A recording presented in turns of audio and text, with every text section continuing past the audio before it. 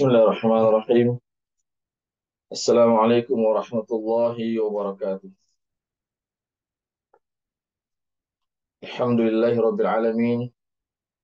Wassalatu wassalamu ala asyrafil anbiya'i wal mursalin wa ala alihi wa sahbihi wa man tabi'ahum bi ihsanin ila yaumiddin. Amma ba'd. Ikhwatal Islam rahimakumullah, para peserta kajian fikih yang dirahmati Allah. Pertama-tama kita senantiasa memuji Allah Subhanahu wa taala dan bersyukur kepadanya atas segala limpahan rahmat dan hidayahnya sehingga kita dapat bersua kembali di ruang Zoom ini dalam program kajian fikih. Salawat dan salam senantiasa tercurahkan kepada junjungan kita Nabiullah Muhammad Sallallahu Alaihi Wasallam beserta keluarga dan para sahabatnya, para pengikutnya yang tetap setia berpegang teguh kepada sunnah-sunnah beliau dan para sahabatnya hingga hari kiamat kelak. Amin ya rabbal alamin. Ikhwatal Islam rahimakumullah. Insyaallah pada malam hari ini kita akan mengkaji eh, sebuah kitab, ya, yang merupakan kitab kajian kita, yaitu Ibhadil Mukminin, tentang masalah fikih yang ditulis oleh Syekh Abdullah bin Abdurrahman Al-Jibrin, ya, Syekh Abdullah bin Abdurrahman bin Abdullah Al-Jibrin rahimahullahu taala, yang merupakan kitab penjelasan dari kitab yang berjudul Manhajus Salikin yang ditulis oleh Syekh Nasir Abdurrahman bin Nasir As-Sa'di rahimahullahu taala. Kita sekarang sudah sampai pada pembahasan haji atau bab haji. Iya, bab zakat sudah selesai, ya. Pekan lalu sudah kita selesaikan. Sekarang kita masuk pada bab haji. Bab haji ini juga termasuk juga apa namanya, cukup panjang juga pembahasannya. Baik. Eh, di sini dikatakan bahwasanya haji itu merupakan salah satu rukun daripada rukun-rukun Islam yang 5. Ya, kita kita ketahui bersama bahwasanya rukun Islam itu ada 5, ya. Yang kelima adalah melaksanakan ibadah haji bagi yang mampu. Ya, jadi Allah Subhanahu Wa Taala mewajibkan ibadah haji bagi yang mampu saja. Ya, bukan setiap kaum muslimin, tetapi bagi yang mampu saja. Apa dalilnya? Apa landasannya? Yaitu firman Allah Subhanahu wa taala dalam surah Ali Imran ayat 97, yang bunyinya walillahi 'alan nasi hajjul baiti man istata'a ilaihi sabila.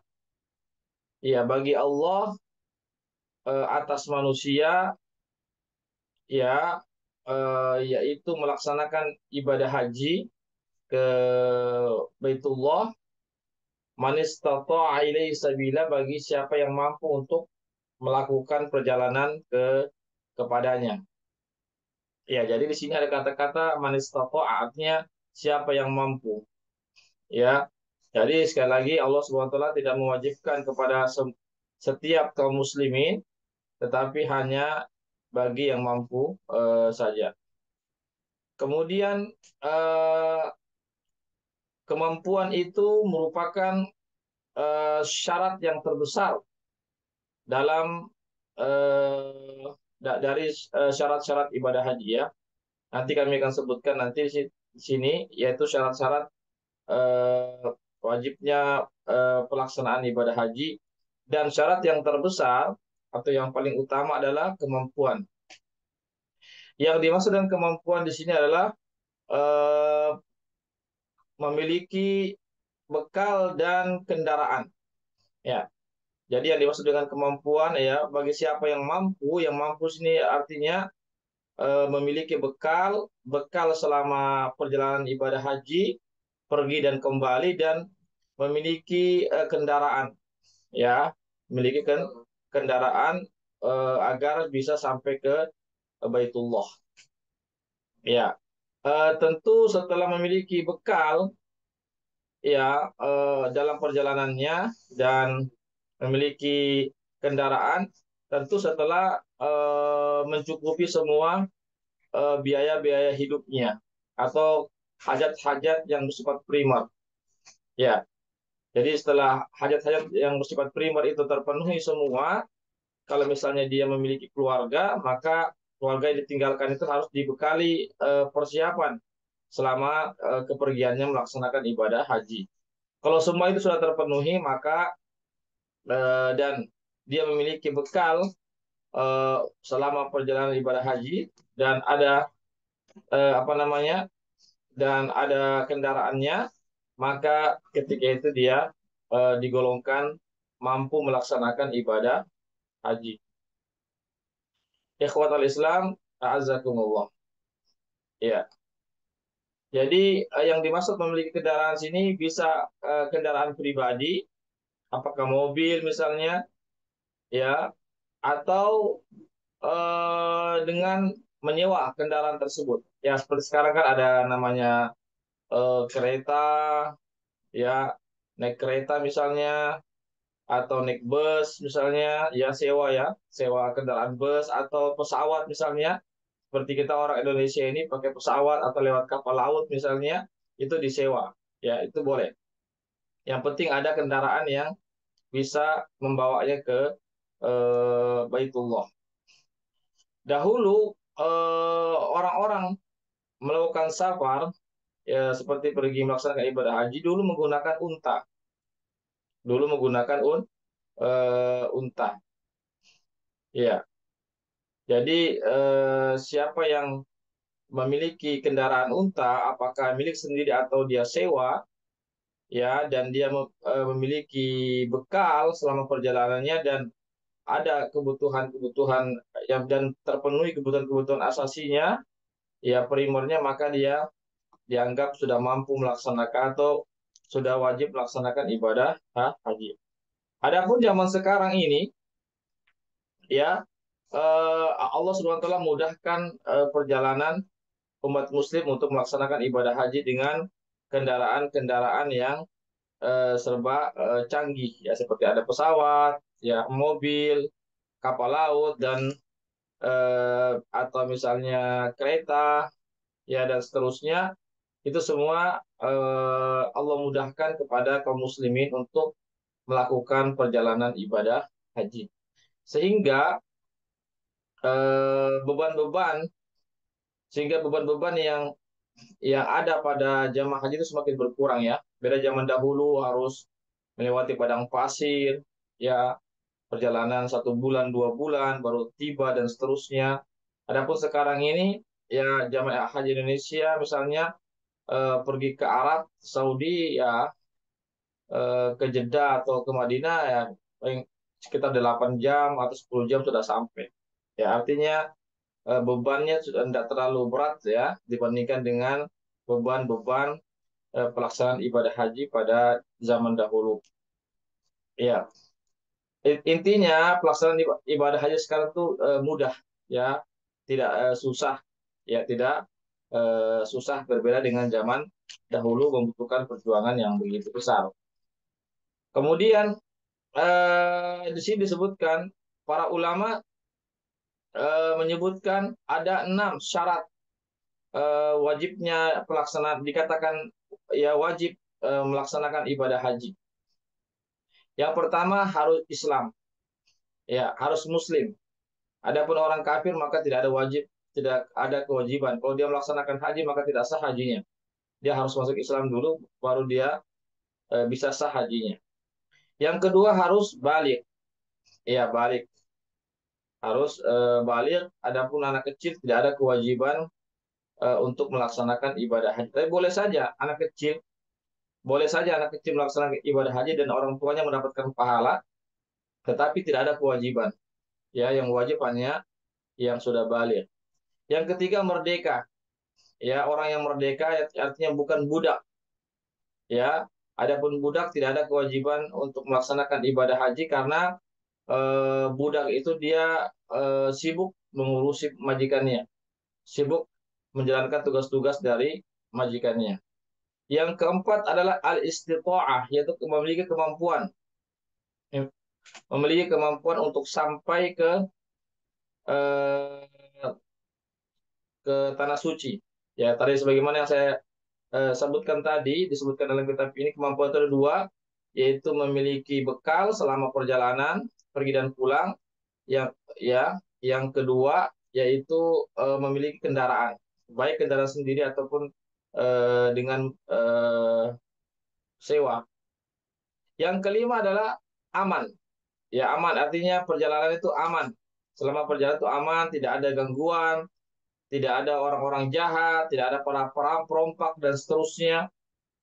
Ya, jika keadaan jalanan itu aman, sama perjalanan aman, eh, maka kondisi itu sudah wajib untuk dilaksanakan ibadah haji. Yang terakhir, yang keenam adalah ini berkaitan dengan wanita, yaitu wajib wanita wanita itu wajib dikatakan dia sudah wajib melaksanakan ibadah haji jika ada mahramnya. Namun jika belum ada mahramnya, meskipun dia punya kemampuan, bekal dan seterusnya, maka dia belum dianggap wajib melaksanakan ibadah haji. Itu tadi ada 6 ya, tentang wajib haji atau kewajiban seseorang dikatakan wajib melaksanakan ibadah haji dengan 6 syarat. Kemudian yang berikutnya ada beberapa permasalahan, yaitu apakah haji itu wajib segera ditunaikan atau boleh ditunda-tunda. Ya, misalnya seseorang itu sudah punya kemampuan, bekal, dan seterusnya, artinya syarat-syarat tadi yang 6 itu sudah terpenuhi, apakah wajib dia segera melaksanakan ibadah haji atau boleh dia menunda-nunda di waktu-waktu yang lain? Di sini ulama berbeda pendapat. Menurut ulama Syafi'iyah, hukumnya hanyalah tidak wajib segera ditunaikan ibadah haji meskipun sudah terpenuhi 6 syarat itu. Tidak wajib segera. Artinya bisa ditunda pelaksanaannya. Apa dalilnya? Dalilnya adalah bahwasanya Nabi kita Muhammad SAW, beliau baru melaksanakan ibadah haji di tahun ke-10. Ya, beliau baru melaksanakan ibadah haji di tahun ke-10. Ya, padahal ibadah haji ini sudah ada di tahun kedua ya. Tahun kedua sudah diwajibkan, tetapi Nabi baru melaksanakannya tahun ke-10, berarti ada rentan 8 tahun beliau menunda pelaksanaan ibadah haji itu. Ya, seandainya pelaksanaan ibadah haji itu wajib, maka artinya wajib disegerakan, maka Nabi tidak akan menunda pelaksanaan ibadah haji yang beliau lakukan di tahun ke-10 itu. Ya, ini menurut pendapat ulama Syafi'iyah. Adapun mayoritas ulama atau jumhur ulama mengatakan pelaksanaan ibadah haji itu jika sudah terpenuhi syarat-syaratnya wajib segera ditunaikan, tidak boleh diundur-undur atau ditunda-tunda pelaksanaannya. Mereka berdalil ya dengan sabda Rasulullah Shallallahu Alaihi Wasallam dalam hadis riwayat Ahmad dan yang selain dan yang dan Abu Daud juga. Nabi bersabda, ta'ajjalul hajja fa inna ahadakum la yadri ma yu'radu lahu. Hendaklah kalian menyegerakan melaksanakan ibadah haji karena salah seorang dari kalian tidak mengetahui apa yang akan dia hadapi di kemudian hari. Ya, di sini Nabi memerintahkan ya, hukum asal perintah adalah wajib. Nabi mengatakan bersegeralah, ya bersegeralah melaksanakan ibadah haji. Ya, kata-kata bersegera bahwasanya menunjukkan bahwasanya pelaksanaan ibadah haji itu wajib segera ditunaikan. Ini dalil jumhur ulama ya tentang bahwasanya pelaksanaan ibadah haji jika sudah mampu maka segera ditunaikan, tidak lagi ditunda-tunda. Ya, jumhur ulama menjawab dalil yang diajukan yang dikatakan oleh ulama Syafi'i, artinya bolehnya maksudnya Nabi mengakhirkan daripada ibadah haji itu di tahun ke-10. Jumhur ulama mengatakan itu karena ada uzur. Ya, kenapa Nabi mengakhirkan itu haji beliau baru dilaksanakan di tahun ke-10 bukan di tahun kedua atau ketiga dan seterusnya. Itu karena beliau memiliki uzur. Ya, ketika ada uzur maka tidak mengapa diundurkan pelaksanaan ibadah haji itu karena uzur yang dibenarkan. Ya, eh, pada tahun terjadinya penaklukan kota Mekah, yaitu pada tahun ke-6 Hijri, 8 Hijri ya. Ya, jadi penaklukan kota Mekah itu terjadi pada tahun ke-8 Hijriah. Ketika itu Nabi tidak langsung melaksanakan ibadah haji di tahun itu, tahun ke-8 Hijriah itu. Ya, penaklukan kota Mekah kan terjadi pada bulan Ramadan ya. Ya. Namun di bulan Dzulhijjah itu di tahun yang sama itu Nabi tidak melaksanakan ibadah haji. Kenapa? Karena beliau disibukkan berperang. Ya, beliau disibukkan berperang, beliau disibukkan juga dengan apa? Beliau dikepung oleh musuh-musuhnya. Beliau juga disibukkan pembagian harta-harta ghanimah dalam peperangan. Maka Nabi ketika itu tidak ada kemampuan untuk kesempatan untuk melaksanakan ibadah haji di tahun ke-8 itu karena ada uzur. Ya. Begitu juga di tahun ke-8 itu orang-orang muslim masih melaksanakan ibadah haji di situ. Ya. Dan jumlah mereka juga ketika itu masih banyak, masih kuat. Ya. Begitu juga di tahun ke-9 orang-orang muslim juga masih melaksanakan ibadah haji. Tapi sekali lagi ya, orang-orang musyrik melaksanakan ibadah haji itu dengan cara yang tidak dibenarkan. Artinya bertentangan dengan syariat Islam. Mereka melaksanakan ibadah haji itu dengan bersiul-siul, dengan tertawa-tawa, bahkan mereka tidak berbusana dan seterusnya. Ya, artinya dengan cara-cara jahiliyah ya. Mereka juga melaksanakan ibadah haji tapi dengan cara-cara jahiliyah. Ya, di tahun begitu, di tahun ke-9 juga mereka demikian. Ya, maka Nabi pun tidak melaksanakan di tahun ke-9 itu. Nanti di tahun ke-10 baru beliau melaksanakan ibadah haji. Yaitu di tahun ke-9 itu beliau memerintahkan agar eh, Ka'bah dan di sekitarnya itu dibersihkan dari berhala-berhala. Kita tahu bersama bahwasanya ketika terjadi penaklukan kota Makkah itu begitu banyaknya berhala-berhala yang ada sekitar Ka'bah. Kurang lebih 360 berhala itu yang ada sekitar Ka'bah. Maka Nabi perintahkan sahabatnya untuk dibersihkan semua, untuk dihancurkan berhala-berhala itu, ya, di sekitar Ka'bah. Lalu beliau mengutus Abu Bakar untuk menjadi Amirul Hajj pada tahun ke-9 Hijriah itu. Jadi yang menjadi Amirul Hajj, pemimpin haji, rombongan haji pada tahun ke-9 adalah Abu Bakar As-Siddiq. Ya, beliau pergi melaksanakan ibadah haji bersama dengan sebagian para sahabat Rasulullah Shallallahu Alaihi Wasallam. Ya, ikhwatal Islam, azakumullah, dan beliau memerintahkan ya para sahabatnya untuk menyerukan ya di tahun ke-9 itu dengan mengatakan Allah yahujja ba'dal 'am musyrik wa la yatufu fil baiti uryan. Ya, tidak boleh lagi ya melaksanakan ibadah haji orang-orang musyrik setelah tahun niatnya tahun depan orang-orang musyrik tidak boleh lagi. Karena apa? Karena Mekah sudah menjadi wilayah kaum muslimin. Ya, orang-orang musyrik sudah mengakui kekalahannya, maka pelaksanaan ibadah haji oleh orang muslim tidak lagi dibenarkan karena bertentangan dengan syariat Islam. Iya. Dan tidak boleh juga ada yang tawaf kata Nabi di sekitar Ka'bah dalam keadaan telanjang. Karena begitulah orang-orang musyrik mereka tawaf tapi dalam keadaan telanjang. Nauzubillah min zalik. Sangat bertentangan dengan ajaran Islam.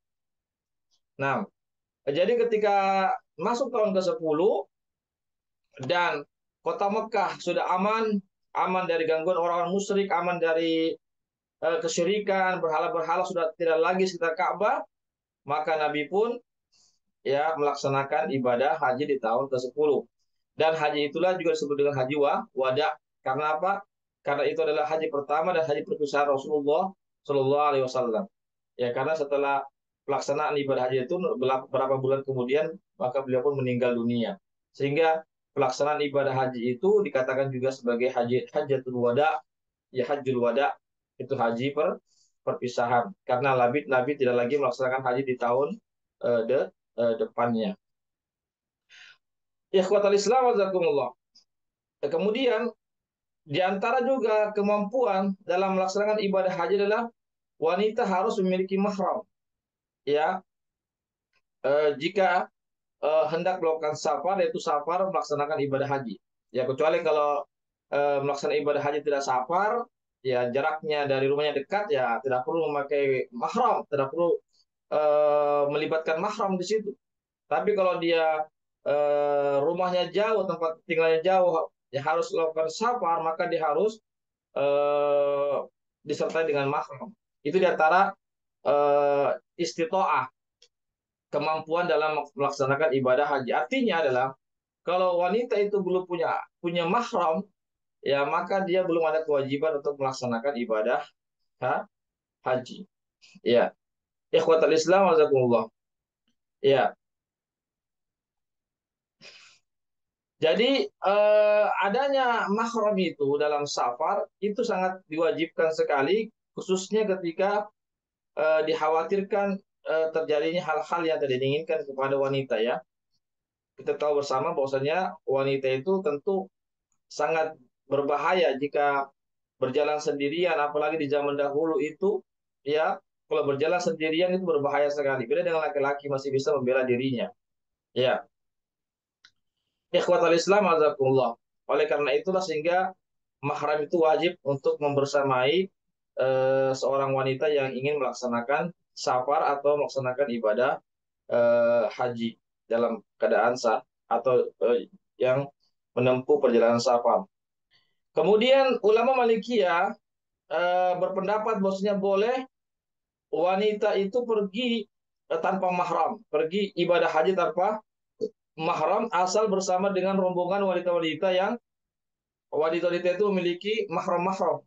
Ya, misalnya ada rombongan wanita yang mana rombongan wanita itu pergi bersama dengan mahram-mahram mereka. Maka wanita ini boleh bergabung, ya. Karena apa? Karena dia bersama rombongan yang aman, ya, rombongan wanita yang aman. Ikhwatul Islam, azakumullah. Ya, itu ya. Eh, jadi sekali lagi, ya, selama wanita itu memiliki mahram, maka hendaklah dia bersama mahram. Kecuali kalau dia betul-betul tidak ada mahramnya, ya, eh, dan dia bersama dengan rombongan wanita-wanita yang aman, karena ada juga di situ yang membersamainya adalah mahram-mahram mereka, dan ikut di situ, maka itu tidak mengapa menurut ulama Malikiyah. Ya. Adapun jumhur ulama, mayoritas ulama mengatakan tidak boleh wanita melaksanakan ibadah haji kecuali bersama dengan mahramnya, ya, kecuali bersama dengan mahramnya, itu menurut jumhur ulama. Ya, hanya saja kata penulis buku ini mengatakan akan tapi di zaman sekarang ini terkadang bisa ditoleransi, ya, perkara artinya bisa dimaafkan wanita itu pergi bersama rombongan-rombongan wanita yang aman bersama dengan mahram-mahram mereka. Ya, kenapa? Karena tidak adanya khalwat, ya, kemudian juga perjalanan juga tidak membutuhkan waktu yang cukup lama, ya, beda dengan perjalanannya dulu 1 bulan 2 bulan, iya. Tapi sekarang ini agak perjalanannya tidak terlalu lama, ya, apalagi apalagi dengan pesawat misalnya, dan juga tidak ada di situ berdua-duaan khalwat, ya, maka dikatakan tidak mengapa tidak memakai mahram. Ya, meskipun sekali lagi diupayakan adalah untuk memakai mahram atau bersama dengan mahram, namun jika sama sekali tidak ada dan aman dari fitnah, artinya aman daripada perjalanannya aman, kemudian jarak tempuhnya dekat dan seterusnya, ya, tidak membutuhkan waktu-waktu yang cukup lama, maka itu tidak eh, maka tidak mengapa. Ikhwatul Islam, azakumullah. Ya, itu sebagaimana yang dikatakan oleh Syekh Abdurrahman bin Abdullah Al-Jibrin dalam kitabnya ini.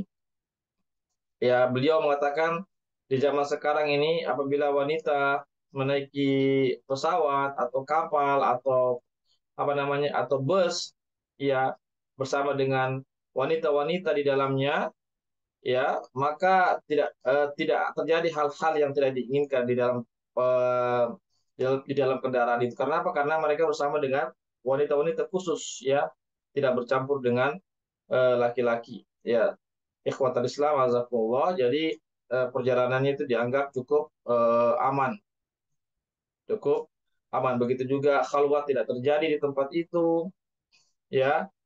Ikhwatal Islam azakumullah. Jadi intinya adalah terjadi perbedaan pendapat para ulama tentang adanya mahram dalam perjalanan ibadah haji itu. Apakah eh, harus ada mahram atau bisa saja tidak ada mahram asal bersama dengan rombongan-rombongan yang aman, yaitu rombongan-rombongan wanita yang bersama dengan para mahram mahram mereka. Ya,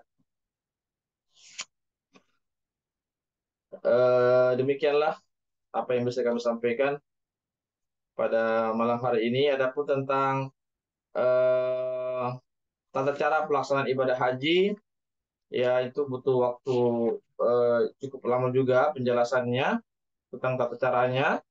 Sejak dari ihram sampai selesai. Insya Allah itu kita akan bahas nanti di pekan depan insya Allah. Demikianlah apa yang bisa kami sampaikan terkait tentang pelaksanaan atau tentang hal-hal yang berkaitan dengan muqaddimah ibadah haji ini. Adapun tentang tata cara pelaksanaannya, manasiknya insya Allah akan dijelaskan di pekan depan. Silakan kalau mau bertanya.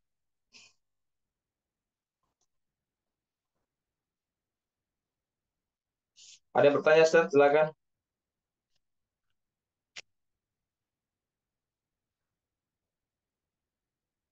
Ya, kalau tidak ada, kita cukupkan sampai di sini. Mudah-mudahan ada manfaatnya bagi kita semuanya. Mohon maaf atas segala kekurangannya, kekhilafannya. Yang benar datangnya dari Allah saja, yang khilaf, yang salah dari kami. Kami mohon ampun kepada Allah dan kami mohon maaf kepada para peserta semuanya. Kami ucapkan jazakumullah khairan katsira atas kebersamaannya pada malam hari ini dan juga kami ucapkan jazakumullah khairan pada para donatur eh, yang sudah berpartisipasi terlaksananya kegiatan rutin kita pada malam hari ini.